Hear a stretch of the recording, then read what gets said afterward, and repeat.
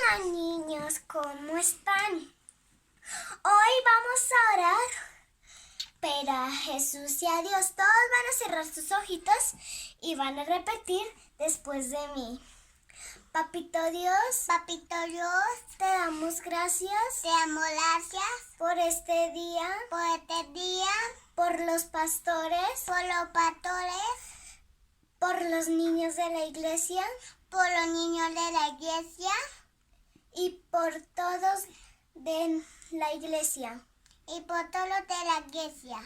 Te pido que ese COVID-19 no toque con ninguno de nosotros. Amén y amén. Quiero empezar una serie de enseñanza para este mes, y esa enseñanza la he titulado ¿Cómo tratar a la gente que nos contraria? Que nos es contraria. ¿Cómo tratar a la gente que nos es contraria? No sé si usted tiene alguna persona, de pronto a usted se le viene a la cabeza a alguien que para usted es no una lima, sino una pulidora esmerilada. ¿Alguna vez piensa en una persona esa? Puede ser su propio jefe, puede ser su propio cónyuge, puede ser su suegra, puede ser alguien, un hijo, puede ser también, no sé, cualquier persona. Pero Dios quiere en esta mañana, el Señor me está llevando a que demos una enseñanza que cómo poder manejar situaciones de estrés, cómo manejar situaciones donde tenemos confrontaciones, cómo poder salir de la situación y salir victoriosos. Amén. No sé si a usted le interesa esto, pero el Señor quiere hacerlo de una manera especial. Quiero que cierre sus ojos y le vamos a decir al Espíritu Santo que Él sea hablando a nuestro corazón, que no sea yo, que sea el Espíritu Santo hablando. Yo quiero que tú le digas: Espíritu Santo, en esta mañana coloco mi mente, mis oídos, mis sentidos para recibir tu buena palabra.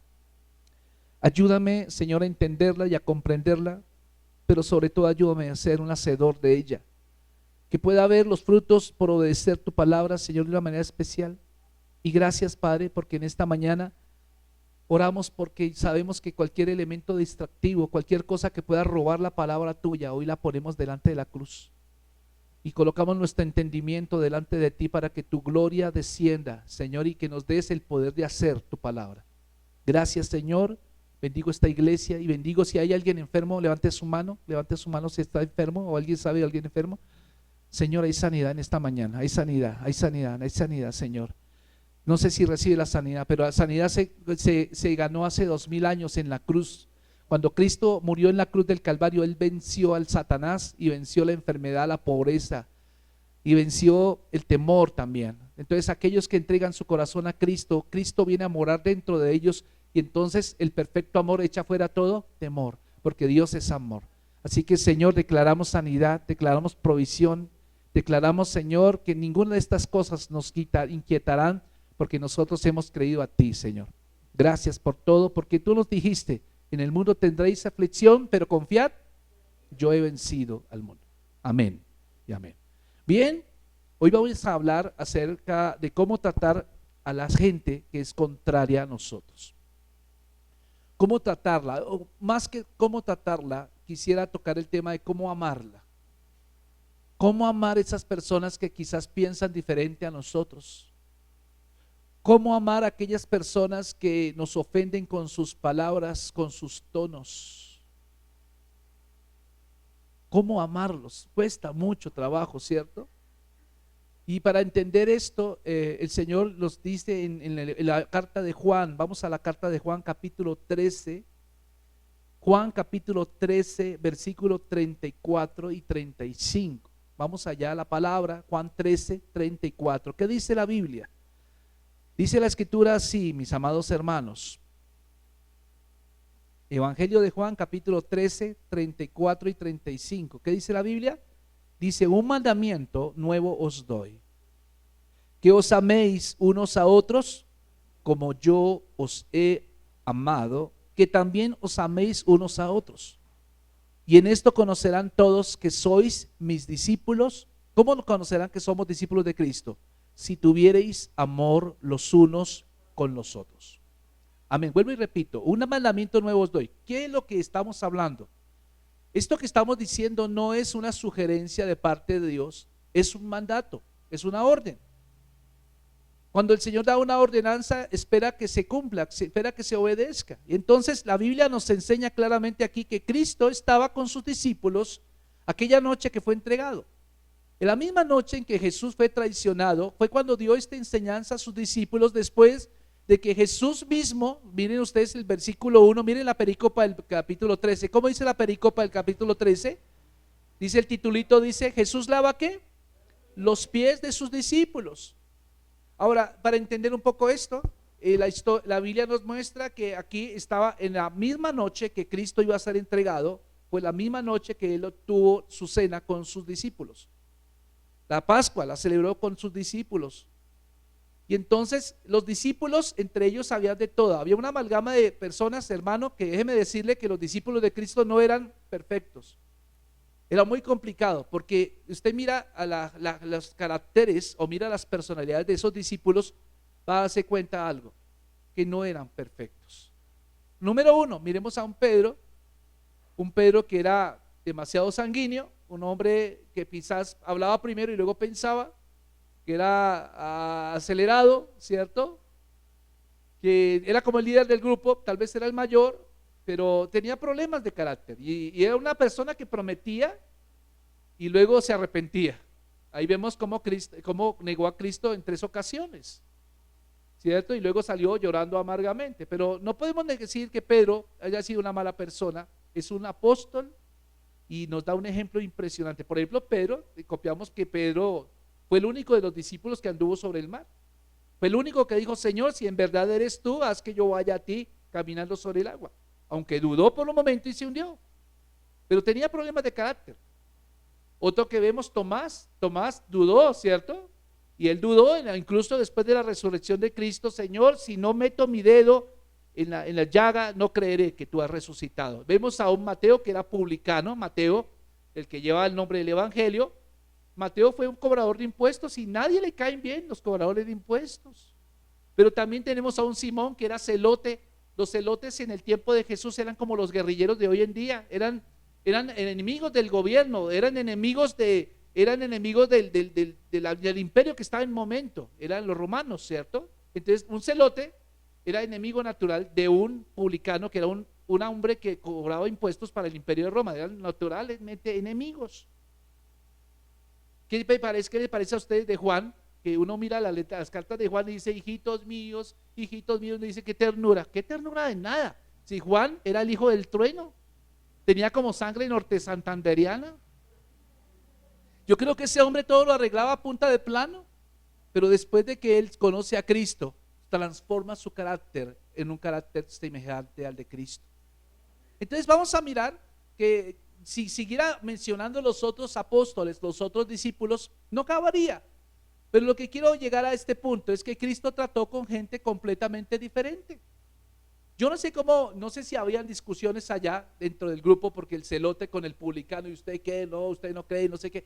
Pero fíjense cómo la relación que se establece entre los discípulos y Cristo hace que todo lo anterior sea borrado y ahora se ha generado una nueva criatura en cada uno de ellos. Escuche bien esto.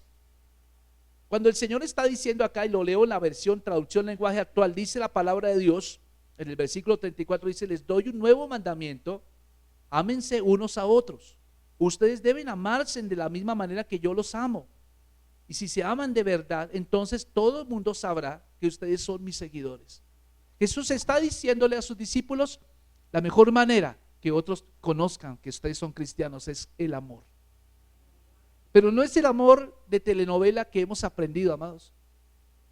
Fíjense que nosotros hemos tenido un bizarro del amor cuando vemos las películas, cuando vemos Hollywood, cuando vemos RCN, Caracol, vamos a mirar que nos dan un ejemplo de amor que no es amor. Es un amor, el amor que nos muestra la televisión es un amor erótico únicamente. El amor es mucho más que erotismo. El amor es un amor sacrificial. En verdad, mis amados hermanos, les digo que este libro que está aquí, ese libro que usted tiene en sus piernas allá, contiene amor. El tema principal de este libro es el amor. El tema principal de este libro llamado la Biblia, que no es un libro, es un conjunto de libros que están en un libro, es cómo Dios te amó a ti, me amó a mí. ¿Y qué hizo el Señor para salvarnos del juicio que nos merecíamos por nuestra desobediencia y por nuestro orgullo y por nuestro deseo de ser independientes de Dios? Y vemos allá cómo el Señor envió a su propio Hijo a morir por nosotros en la cruz, de tal manera que todos tuviéramos acceso a Él. No por nuestros méritos, sino por creer solamente que Cristo murió por nuestros pecados. Y es tremendo, porque cuando yo miro este libro es amor. Usted puede decir, no, pero este libro también contiene sangre. Sí, claro, hay sacrificios. Uno mira el Antiguo Testamento, Dios demandó al pueblo de Israel que sacrificaran corderos, que sacrificaran becerros y que lo llevaran y que pusieran manos sobre el becerro y que oraran y Señor, y transmitieran sus pecados a ese becerro. Y decía, Señor, te entrego este becerro, Dios mío, perdona mis pecados, y transmitía los pecados al becerro y inmediatamente era degollado el animal como sustituto de aquella persona que estaba orando. Se levantaron los animalistas diciendo, pero si Dios es tan justo, ¿por qué permite que haya tanta masacre de corderos? Yo te digo una cosa, ese es el amor de Dios, porque Dios prefiere que muera un cordero a que mueras tú. Y así todo el pueblo de Israel año tras año llevaba un cordero para orar por sus pecados y por los de sus hijos.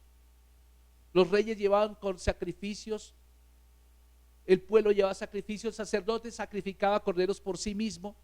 Y algo que vemos acá, mis amados, es que llegó el tiempo en que ya cesaría todos esos sacrificios y nació el Hijo de Dios aquí en la tierra, el Hijo del Dios viviente, de una virgen.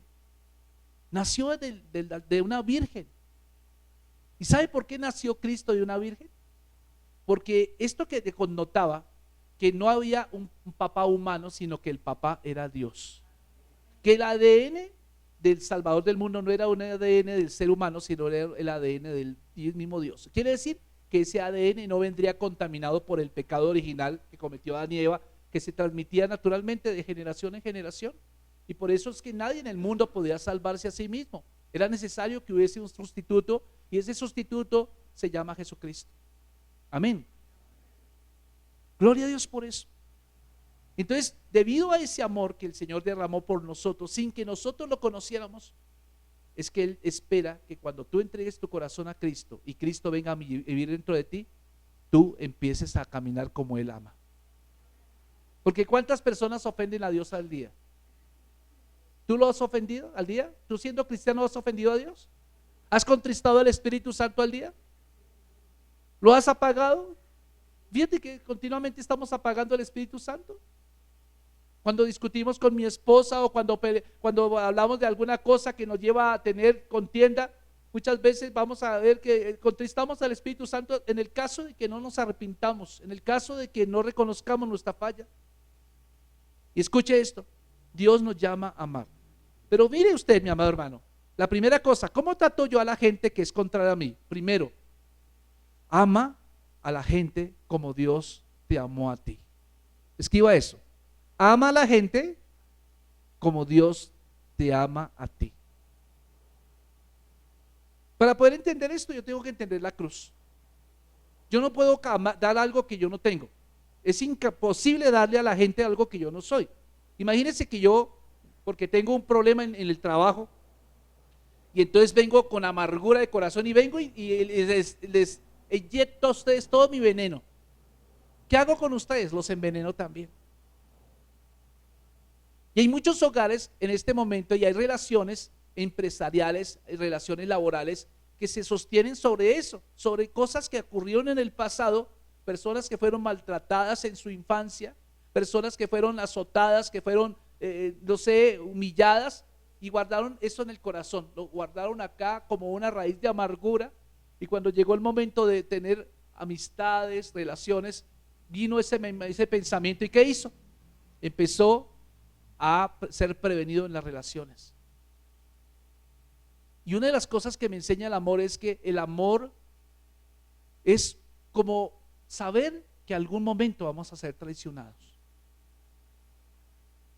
Si no fuera por el amor de Dios, mi amado hermano, como dice Lamentaciones 3:22 al 23, dice, nuevas son cada mañana sus misericordias. Si así lo fuera, mucho tiempo que no existiríamos. Imagínese, si Dios no fuera amor, ¿usted cree que estaría ahí sentado en esta mañana? Entonces tienes que decirle: Señor, ayúdame a pensar como tú piensas. La mejor manera de pensar en el amor es pensar qué fue lo que hizo Dios por nosotros. ¿Cómo fue que expresó Jesús? ¿Cómo expresó Dios su amor hacia nosotros? Cuando Él envió a su Hijo a morir en lugar nuestro. Por eso Juan, el Bautista, le dijo en Juan 1:29: he ahí el Cordero de Dios que quita el pecado del mundo. Entonces, cuando tú entregas tu corazón al Señor, vas a darte cuenta que el Señor te empoderó para amar como Él ama. Y usted me mira así y dice: no, no puede ser. Sí, sí es así. Ese amor tiene que activarse, amado hermano. Y escucha esto: nunca estaremos de acuerdo con otra persona totalmente, ni siquiera con nuestro mismo cónyuge. Le voy a decir algo: en el mundo existen, según la última dato de la Organización Mundial de la ONU, Organización de las Naciones Unidas, dice que somos en el mundo más o menos 7.800 millones de personas. 7.800 millones de personas. Eso son muchas personas, ¿cierto? Y usted creería que en esta generación somos 7.800, pero la generación anterior también eran 7.800, solo que unos nacen y otros mueren, y como que el número se mantiene, ¿no? Pero escuche bien esto: no ha habido, no hay, ni habrá personas igualitas a ti. Tú eres único, diga conmigo: yo soy único. El Señor ha hecho originales, no hace fotocopias. Mira, hasta los gemelos, por lo menos veo a Daniel y a Santi, y admiro cualquier gemelo. Yo los distingo ya, y tienen su forma de ser, y usted los ve por primera vez y usted confunde, pero después de un tiempo usted ve que son diferentes. Aún sus huellas dactilares son diferentes. Cuando ellos contestan el teléfono me alcanzan a confundir un poquito, ¿sí? Porque hasta el tono de voz es similar, pero no son iguales. Y déjame decirte, hay 7.800 millones de personas en el mundo. Puedes tener como una especie de parecido, alguien parecido, ¿cierto? Pero no es exactamente igual que tú. Y te voy a decir por qué.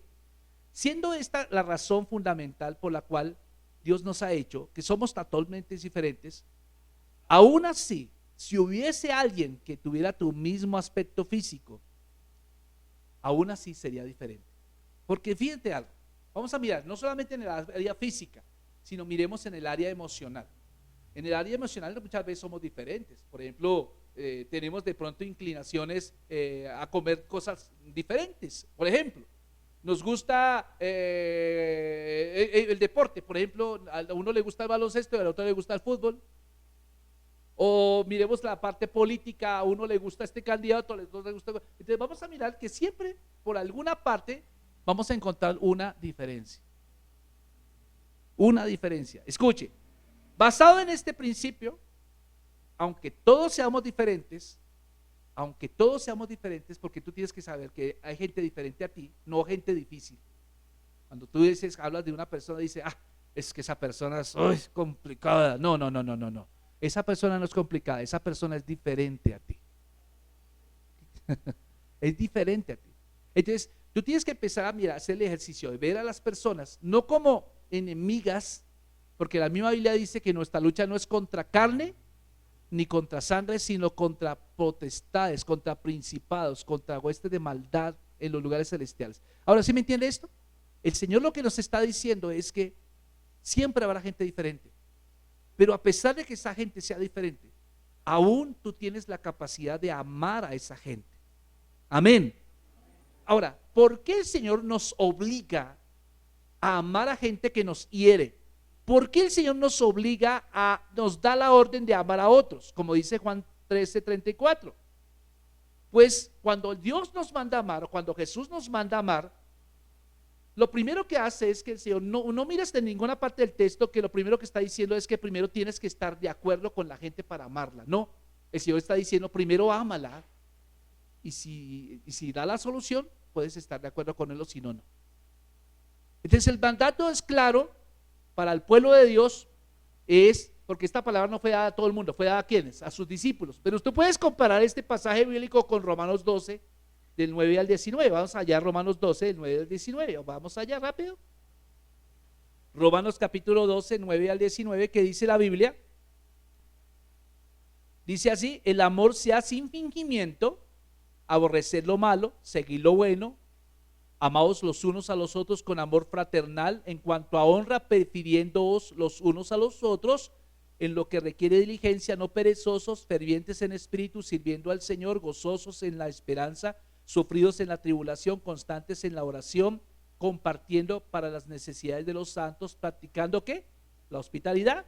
Bendecid a los que os persiguen, bendecid y no maldigáis, gozaos con los que se gozan, llorad con los que lloran, unánimes entre vosotros, no altivos, sino asociándoos con los humildes. No seáis sabios en vuestra propia opinión, no paguéis a nadie mal por mal, procurad lo bueno delante de todos los hombres.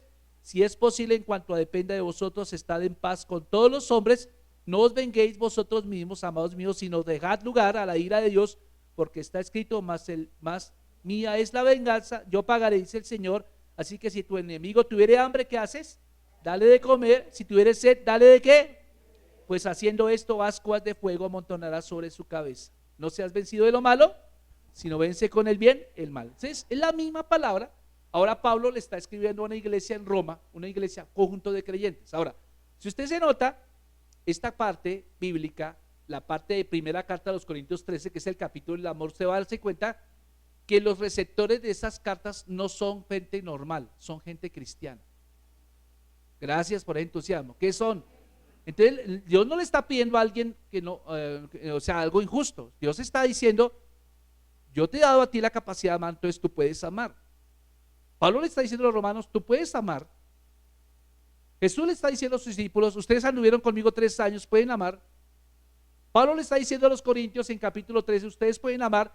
Y hay unas connotaciones del amor. Dios nos está diciendo: tú tienes que amar, porque esa es la razón por la cual yo vine a morir por ti. Cuando tú te rehusas a amar, estás diciendo: Señor, yo no creo que tú hayas muerto por mí. Cuando tú te rehusas a obedecer al Señor, estás diciendo: Señor, yo no creo que tú hayas hecho eso. Entonces tú estás endiosándote a ti mismo y estás dejando de lado a Dios. El trono de tu corazón debe ocuparlo ¿quién? El Señor. Amén. Ahora, ¿cómo funciona esto? Como yo les digo, usted no tiene que ponerse de acuerdo con la gente que lo hiere. Simplemente ámelos. Cuesta, sí. ¿Sabe por qué cuesta? Porque usted tiene una lucha con su orgullo todavía. Porque está pensando: uy, es que me dijo tal cosa, uy, es que bueno, rabia, uy, es que si lo tuviera acá le daría. Así está, ¿cierto? Está uno como haciendo como perro mazamorrero por ahí, ¿cierto? Y el Señor nos dice: hay que hacer el ejercicio. ¿Cómo podemos llegar a un punto? Empiece a hacer ejercicio. Piense en una persona que lo ha herido a usted. Piense en una persona que ha murmurado de usted a sus espaldas. Piense en una persona que ha hablado mentiras, que ha dicho cosas que no son. Piense en una persona que ha sido desagradecida con usted. ¿La tiene visualizada? ¿Usted cree que es capaz de perdonarla? Pero más que perdonar, ¿usted cree que es capaz de amarla? Si viene y me pide perdón, pues lo pienso. No, Señor. Esa persona no va a venir a pedirle perdón a usted. Como usted tampoco fue a pedirle perdón inicialmente al Señor por sus pecados. El Señor voluntariamente decidió enviar a su Hijo a morir por ti, a pesar de que tú eras duro con el Señor. Así que sí podemos perdonar, mi amado hermano, y sí podemos amar. ¿Sabe por qué? ¿Cómo funciona esto? Porque cuando tú eres amor, porque Jesús vino a ti, Romanos 5:5 dice que el amor de Dios fue derramado en nosotros por medio del Espíritu Santo. Entonces, cuando tú pones el amor primero, vayas primero a primera carta de los Corintios, un libro ahí adelante, 1 Corintios 13, vas a darte cuenta, mi amado hermano, que la Biblia enseña, allá en el capítulo 13, versículos 4 al 7, dice: el amor es ¿qué? A ver, diga conmigo: el amor es ¿qué? Sufrido. Dígalo duro, diga: el amor es sufrido, es benigno, el amor no tiene envidia, el amor no es jactancioso, el amor no se envanece, no hace nada indebido, no busca lo suyo, no se irrita, no guarda rencor, no se goza de la injusticia, mas se goza de la verdad. Todo lo sufre, todo lo cree, todo lo espera, todo lo soporta. Ahora, si usted mira esta definición de amor, pues entonces digo: yo no tengo capacidad de amar. Yo que voy a amar a ese sinvergüenza, es que me cae gordo, uy, es que lo veo y me descansa, ¿cierto? Pero si usted está pensando así, quiero decirle, está pensando mal. Porque el amor implica poner a otros primero, aún a aquellos que nos han hecho daño. ¿Aló?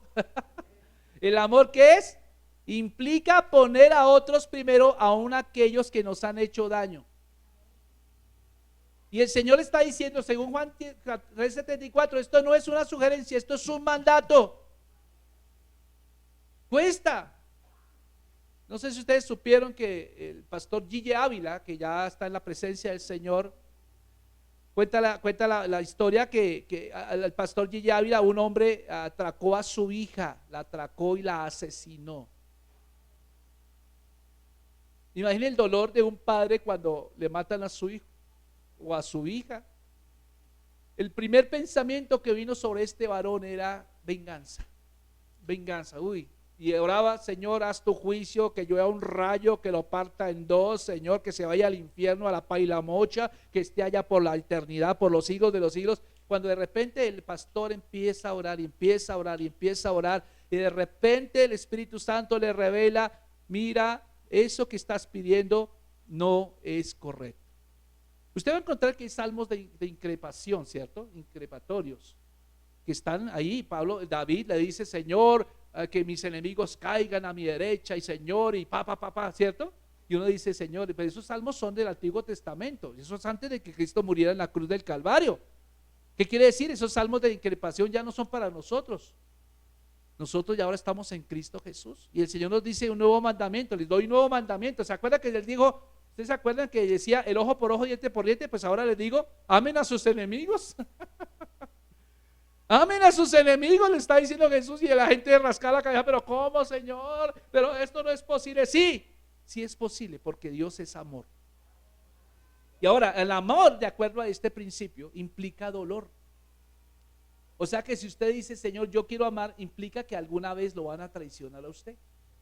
El amor implica dar, diga conmigo, dar. El amor no es recibir, el amor es dar. Por eso yo le digo a los matrimonios, ¿por qué los matrimonios tienen problemas? Porque cuando ellos se casan, van con la mentira, es que yo me caso para que tú me hagas feliz. Y el otro dice lo mismo, tú me caso para que tú me... No, mentira, ¿por qué? Porque no es así. Yo me caso para hacer feliz a mi esposa. Y es mi problema hacerla feliz. El problema es de ella si no me hace feliz a mí. Pero yo cumplo con mi parte del trato, es que yo me casé para hacerla feliz a ella. Y ella le da su promesa. ¿Se acuerdan de los votos cuando hace? Yo me comprometo contigo a estar contigo en la enfermedad, en la pobreza, en la riqueza. Y ¿hasta dónde están los compromisos? Apenas le da un dolor de muela, sale corriendo. ¿Sí o no? Entonces, fíjense cómo tenemos el concepto erróneo del amor. El concepto erróneo del amor que nos ha vendido Hollywood es que el amor se recibe, solo recibe, demandante. ¿Me amas? ¿Me amas o no me amas? ¿Me vas a sacar al centro comercial o no me vas a sacar al centro comercial? ¿Cierto? ¿Me vas a comprar los zapatos que debí? No, eso no es así. El amor es dar. ¿Y cómo te queda el ojo? Que el amor no solamente es dar, sino es dar sin esperar nada a cambio. Ay, Dios mío, ahí ya me dio un ataque cardíaco. Ya me fui, ¿cierto? Porque el Señor me está diciendo, ese es el amor que yo te estoy dando a ti, porque ¿cuánto te he dado yo a ti? ¿Cuánto tú me has dado a mí? Mira que uno de los temas, yo trato este tema porque ustedes son de confianza, pero uno de los temas más polémicos que hay en cuanto a las iglesias cristianas es el diezmo. ¿Sí o no? Dígame si no es el tema polémico. Usted ve YouTube y algunos dicen el diezmo no es de esta época, era del Antiguo Testamento, la iglesia se hizo rica con esto, el pastor no sé qué, de cuándo se enriqueció, y uno ve cantidad de fake news o falsas noticias que hay en las redes sociales que hablan acerca del diezmo, y la gente coge la prevención, lo que más le convenga. No, como le corresponde dar, entonces no, yo no diezmo porque el pastor Pepinito Pérez dijo que eso es del Antiguo Testamento, entonces no entendió nada. Entonces que sí, pero cuando está enfermo, pastor, ore por mí, estoy en la inmunda, ¿sí? Ahí sí, ¿cierto? Yo pido un trabajo, pero cuando le da el trabajo al Señor, no le da nada al Señor. El amor es dar, no es recibir. El amor es dar. sin esperar nada a cambio. Ahora, tú y yo recibimos todo del Señor. Por ejemplo, dígame quién de ustedes vino con una maleta tremenda y salió del vientre de su mamá con una maleta tremenda con toda la ropa y todo el armario ahí. Ya salió con la alarma del carro de una vez, ¿cierto? Se sacó la alarma, el bebé sacó la alarma del carro y hizo esto. No salió. Cuando llegó el bebé, usted fue la primera persona en pensar, bueno, viene el bebé, está esperando, ay Dios mío, vamos a comprar la hinchura de la mamá, vamos a comprar el ácido fólico y esto para que salga el bebé bien bonito. Ni siquiera el ácido fólico es suyo, ni el hinchur que le dieron allá a usted en el vientre. Y cuando nació, ¿cómo nació? Ay, qué pena, es niño. Ay, es niña, porque vio el gusanito ahí, ¿cierto? Tuvieron que meterlo en una incubadora, tuvieron que bañarlo, tuvieron que poner la primera mudita, ¿cierto? Y todo lo que usted ya disfrutó en su infancia, todo era prestado porque ni siquiera es suyo. ¿Alguien lo compró? Y fue usted creciendo y usted ve que el primer problema que tiene la gente siempre es el egoísmo, ¿no? La primera palabra con sentido que la gente dice no es papá ni mamá, olvídese de eso. Papá, ay, me dijo papá. No. Esa no es la primera palabra con sentido, es porque él balbucea. Pero la primera palabra con sentido que un niño dice es mío. Miren en un jardín infantil, el niño puede tener un juguete bien electrónico, bien bonito, un muñeco que se mueve así con luces y ve que el otro está jugando con una caja de zapatos, ahí se la quita. Mío, ¿cierto? ¿Por qué eres tan egoísta? ¿Quién te enseñó eso? Nadie te lo enseñó, eso viene en el ADN, desde el pecado natural, desde el pecado, la gente nace egoísta. Y eso se va desarrollando. Si en la primera infancia al niño no se le enseña a amar, no se le enseña a respetar, no se le enseña a perdonar, entonces él va a crecer con ese ADN, con esa información. Y entonces cuando llega a la adolescencia vamos a tener jóvenes que son rebeldes completamente. ¿Por qué? Porque ellos desestimaron completamente a sus papás y los papás desestimaron la palabra del Señor. El amor, mi amado hermano, es amar a otros esperando nada a cambio. Ahora, si hay algo a cambio, dale gloria al Señor. Digamos, si yo los invitara a usted a un tinto y de repente, por casualidades del azar, el tinto me quedó largo, así clarito, como agua de trapero, ¿usted lo recibe?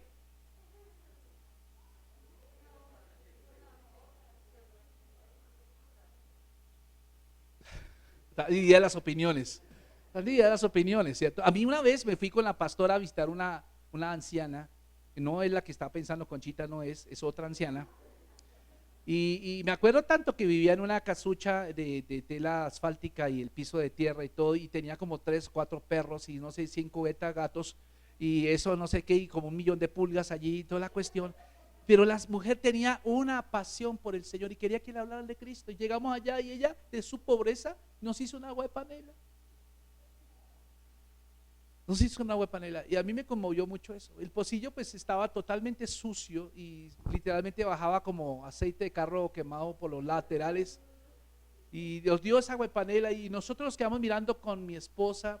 Bueno, oremos. Vamos a orar, porque la oración tiene poder. Padre, gracias por esta agua de panela, por las manos que la prepararon. Padre, me caerá bien a nuestro cuerpo en el nombre de Cristo. ¡Pum! Y no la tomamos. ¿Tenía la obligación la abuelita de darnos agua de panela? Sacó de su panelita, tal vez la única panela que tenía. Pero vea cómo somos nosotros de desagradecidos, porque el amor habla de que aún para recibir uno tiene que dar gracias. Debe ser agradecido. Si te gastan por allá o no, la gente no tiene obligación con uno, nada. Hay gente que pelea en las empresas, por lo menos yo estuve en 2 empresas que pagaban primas extralegales. Entonces le pagaban una prima, eran como, y entonces uno feliz allá, y llegó un momento en que la empresa entró en una crisis económica y no pudo pagar la prima extralegal, entonces quedó la legal nomás, como ley. Y eso la gente, ay, pero que nos están robando la prima. Y eso le daban cafecito, panecito en las 11. La empresa no tenía obligación de darle, pues tocó cortarle. ¿Sabe una cosa? Gente tan desagradecida se enseñó a mal. Y aquí pasa, por ejemplo, en el caso nuestro pasa mucho Por ejemplo, cuando en diciembre ya a veces llevamos mercados a lugares donde son lugares que se reconoce que son necesitados, pero déjame decirte que esos lugares necesitados son los que más la gente va a llevar mercados y son la gente que más tiene. Perdóname, no estoy diciendo que no lleves un mercado allá, llévalo.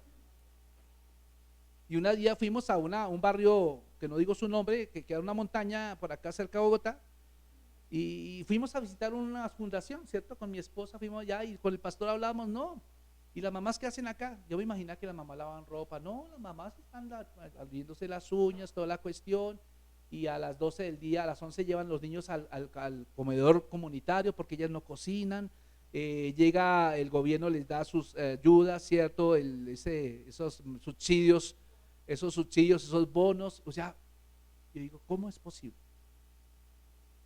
¿Y el marido en qué trabaja? No, él trabaja en ladrón. Ah, bueno, por lo menos alguien trabaja. Pero no estoy diciendo que eso sea para todos. Hay gente que hace bien las cosas, pero déjame decirte, cuando tú te enseñas a recibir solamente y no a dar, entonces empiezas a no entender lo que significa amar. ¿Me entiende lo que le estoy diciendo? Porque el mismo Señor dijo que más bendición hay en el dar que en el recibir. Y yo puedo decirte que en cuanto a los diezmos, la gente que da nunca habla mal de los diezmos. Yo he visto toda la gente que diezma nunca habla mal del diezmo. Y antes da con mala alegría. Y antes, si pueden dar más del 10, van 20, 30. Si no, mire la historia de Colgate Palmolive. ¿Usted conoce Colgate? ¿Ha comido alguna vez a esa chichichichichi? ¿Sí? ¿Se ha echado algún moto de Colgate Palmolive? El fundador de Colgate, que no se llama Colgate, se dice Colgate, era del señor William Colgate. En el siglo antepasado, era un hombre que nació un campesino. Y entonces el hombre quedó huérfano muy temprana edad y dice que él ayudaba como, ¿cómo se llama esto? Como mensajero en una empresa que hacía jabones y velas. Y entonces en medio de esa pobreza le tocó sostener a su hermanita y a esconder a todo. Y entonces le pidió a Dios, le dijo, Señor, yo quiero. Se fue un día, estaba lloviendo fuerte y entonces se paró frente a escamparse en una iglesia. Entonces estaba lloviendo fuerte y entonces él escuchó el sermón que hablaba acerca de Cristo y que hablaba acerca del diezmo. Y entonces dijo, Señor, le dijo Señor allá en medio de eso, era como 18 años, le decía, Señor, si tú me bendices, yo te voy a dar lo que es tuyo. El Señor le escuchó, entregó su corazón a Cristo y entonces empezó a trabajar de mensajero en otra empresa de jabones y velas y con el tiempo era tan bueno el empleado que resultó siendo socio del dueño de la empresa de jabones y velas. El socio con el tiempo vendió y le dejó toda la empresa a él y empezó a desarrollar cremas dentales, cosas que nadie se había visto, nadie más había inventado antes. Dios se la dio a este hombre, William Colgate. ¿Y sabe cuál fue el secreto? El secreto que él entendió el amor. ¿Y cómo lo entendió? Dando. Entonces él dijo 10% de las utilidades se las daba. Y entonces dijo, Señor, no te voy a dar el 10, te voy a dar el 20. ¿Sabe cuánto diezma Colgate hoy en día a las misiones? El 90%. O sea que Colgate vive con el 10% de sus utilidades y eso es lo que es hoy esa multinacional. No sé si está entendiendo eso. Pues amor es dar. Amor es dar. Entonces cuando yo no doy, no entiendo claramente lo que significa el amor. Entonces, ahora, aún personas que me hieran, yo tengo que aprender a amarlas y a darles así no lo merezcan. Como cristianos se espera de nosotros que amemos. Amén. Porque esa es nuestra naturaleza. ¿Qué dice primera carta de los Corintios 5:17? De modo que si alguno nueva ¿qué? Criatura es, las cosas viejas pasaron y aquí todas son hechas nuevas. Ahora, algo que me enamoró de esta iglesia local, porque yo nací en esta iglesia. ¿Sabían ustedes que yo nací en esta iglesia como cristiano? Eso fue en el año 1993. Blanquita estaba acá. Ella usaba jardinera en aquel tiempo. Mi esposa también estaba en el colegio, ella trabajaba con los jóvenes acá de la iglesia de aquella época. Y algo que me enamoró de esta iglesia fue cuando yo llegué, que me recibieron con un abrazo. Yo jamás me habían abrazado así. Me dijeron, siéntate. Me sonrieron. Me prestaron una Biblia. No sabía qué era esa Biblia. ¿Qué eso para qué sirve? ¿Este condorito? No es de condorito. Ese es corintellado, tampoco es corintellado. Es la Biblia, la palabra de Dios. Y cuando siempre que venía acá, había unas personas sonriéndome. Así que cuando me di cuenta que amor es dar. Amor es dar. Pues no falta el hermano por ahí que hace mala cara, ¿cierto? No falta el hermano que hace cara de así todo, levantar la nariz así. Pero yo le digo una cosa, la iglesia tiene que caracterizarse por eso, por dar, por amar, ¿cierto? Amemos a las personas, especialmente aquellos con las cuales no estemos de acuerdo, especialmente aquellas que sean diferentes a nosotros. Vea, ¿usted cómo puede reconocer una secta? Las sectas. ¿Sabe cómo se reconoce una secta? Primero, las sectas son muy envolventes porque los líderes que dirigen las sectas son muy carismáticos y empiezan a hablar y esto, y ahí la gente ríe, todo eso parece como un payaso. Pero la gente que sigue la secta regularmente son gente que no ama. Usted ve una iglesia que sea secta, pues siempre está condenándote. ¿Usted por qué se puso esa falda? Las mujeres no deben maquillarse. El pelo largo, ¿por qué se lo cortó? ¿Por qué esto y lo otro? ¿Usted por qué hace esto? Eso es pecado, hijo del diablo. Así le tratan a la gente. ¿Y cómo es posible que ganen cristianos para el Señor si están condenando a todo momento? Entonces esa gente que hace así no es cristiana. ¿Aló? Pueden tener una palabra de Cristo, ay sí, la Biblia dice, pero voy a hacer una cosa, Dios se agrada en las acciones, no en las intenciones. Usted no vale que sepa todo Biblia, gloria a Dios, pero si usted no la pone en práctica, no, usted no impresiona a Dios. De pronto usted me dice, pastor, ya me aprendí todos los libros de la Biblia de memoria. Ah, bueno, gloria a Dios, me puedes impresionar a mí. Pero Dios espera que no solamente te los memorices, sino que los pongas en práctica en tu vida y que la gente pueda leer en tu vida qué significa ser cristiano. Porque la gente, tú le dices a una persona no conversa, lea la Biblia, ¿sí o no le han dicho a uno? A mí me decían cuando yo estaba tomando mis buenas pocholas de águila y tomando mis buenos Malboros y piel rojas, me decían, lea la Biblia. Yo leía la Biblia y hasta me la fumaba. Porque la gente que no tiene a Cristo no va a entender la Biblia. ¿Cuándo es que la Biblia cobra vida en nuestras dos? Cuando usted entrega su corazón a Cristo. Ahí es donde cobra vida la Biblia. La Biblia no es un libro académico, la Biblia es un libro que transforma.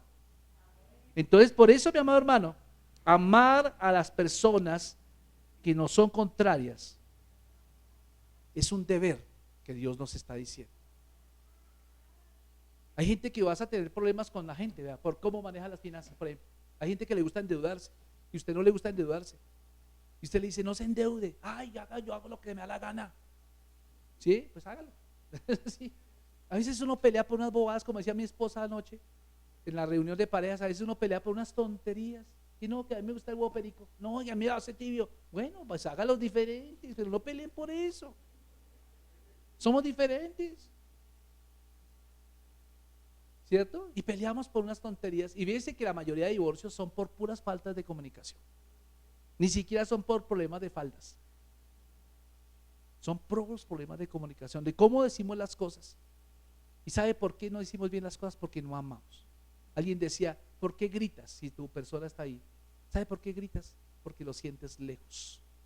Cuando uno grita a una persona que ama es porque lo sientes lejos de tu corazón. Cuando tú tienes cerca a la persona que amas, tú le vas a hablar al oído y le vas a decir que lo amas. Cuando alguien te ofende a ti, vas a acercarte a él y vas a decir, mira, hay personas que te contenden sobre cosas fundamentales, y cuando tú contiendes sobre cosas fundamentales, por ejemplo, que si Cristo es el Señor o no, ese tema yo no lo discuto. Y si la persona se ranchó y que no es el Señor, entonces yo te aprecio, pero no sigo hablando contigo. Porque uno también tiene que ser honesto, pero no es la idea. Los cristianos no contendemos sobre doctrina. Los cristianos, a veces por ganar a la gente, ganarle la discusión a la gente, perdemos a la gente. Nosotros tenemos que demostrar a la gente qué significa ser cristiano, haciendo lo que Cristo nos enseñó que debíamos hacer. Amén. Póngase de pie. Que Dios nos ayude en esta mañana, que Dios nos ayude realmente a caminar en obediencia y que podamos realmente hacer las cosas como Él quiere que las hagamos. Yo quisiera que usted, si usted tiene problemas en expresar su amor, se lo diga al Señor. Levante sus manos al cielo y exprésele usted mismo: Señor, te adoro. Primero adórelo, dígale: Señor, te adoro, Señor, te bendigo, te exalto. Hola amiguitos, ¿cómo están? Hoy vamos a orar, pero a Jesús y a Dios. Todos van a cerrar los ojitos y van a repetir después de mí. ¿Listo? Papito Dios, te damos gracias por este día, porque tú nos bendiciste, nos cuidaste, nos protegiste. Te quiero con todo mi corazón